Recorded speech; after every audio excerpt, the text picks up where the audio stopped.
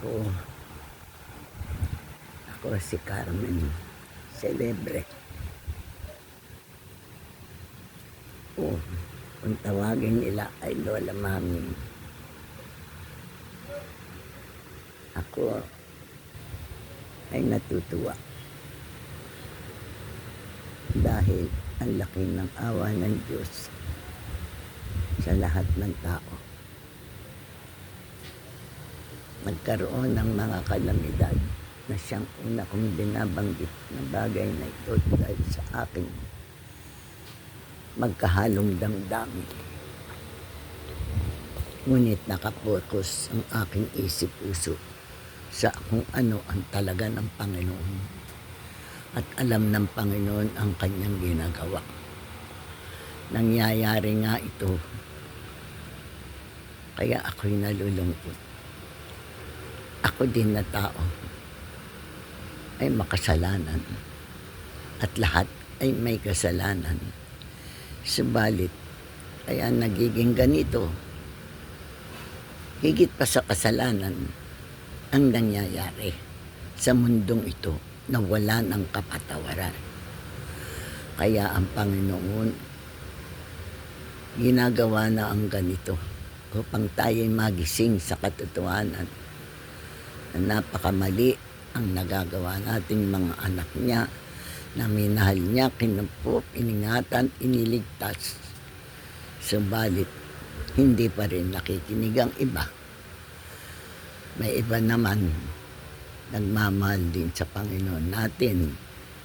Subalit, ang iba mas malawak ang hindi na nakikinig sa Amang Diyos na makapangyarihan. Kaya ako'y nalulungkot. Natutuwa naman ako. Damandam ako pag-ibig niya. Hindi sa akin, sa mundo din. Kahit nagkakaroon ng kalamidad, masdan mo.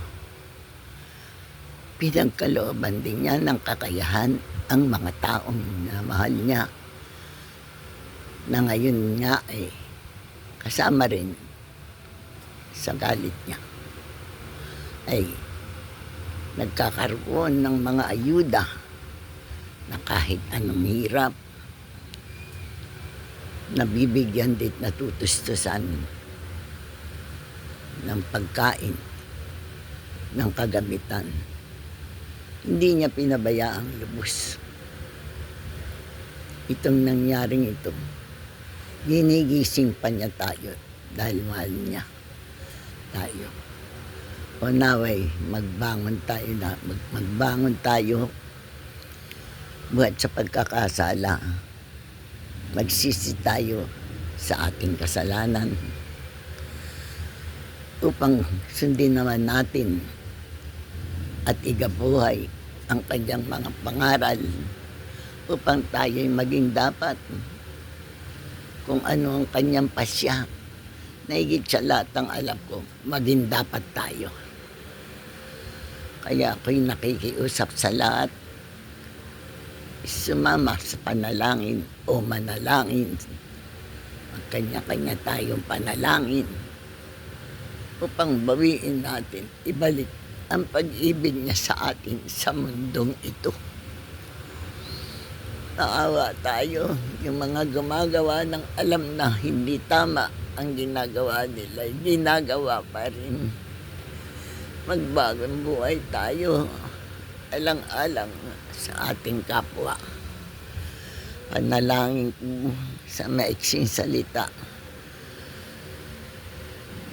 ay dahil tayong lahat manalangin, tumawag na muli, makiusap, magsisi sa ating kasalanan at sumunod sa utos ng ating Amang Diyos. Ikabuhay ang kanyang mga pangaral. Ako'y nananawagan sa lahat dahil lahat nakikita natin, lahat tayo ay may kasalanan. Pero sabi ng Panginoon, kahit na nung itim pa, kasing itim ng pinakamaitim, pinakamarumi, ang alinmang bagay, lalo na tayong mga anak niya, magbalik loob tayo, tatanggapin niya pa tayo. Magsisi tayo upang tayo ay maging dapat sa Kanya. Napakabuti ng Amang Diyos. Lahat ginagawa niya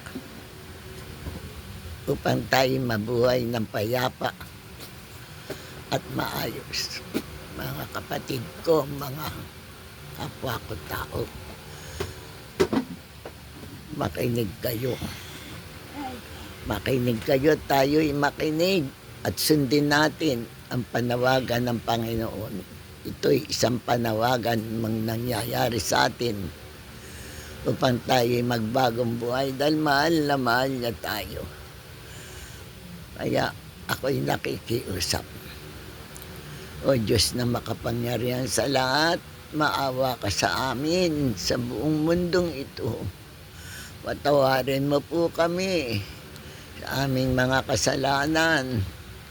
O Ama, maawa ka po sa amin. Magbabagong buhay na po kami.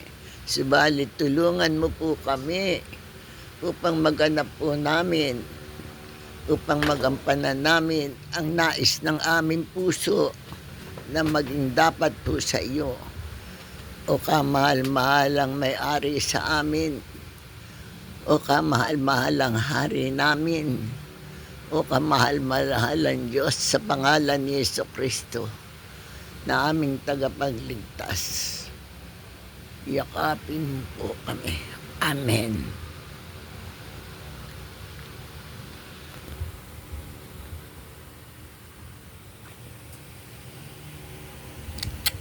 Namin langaw na yan.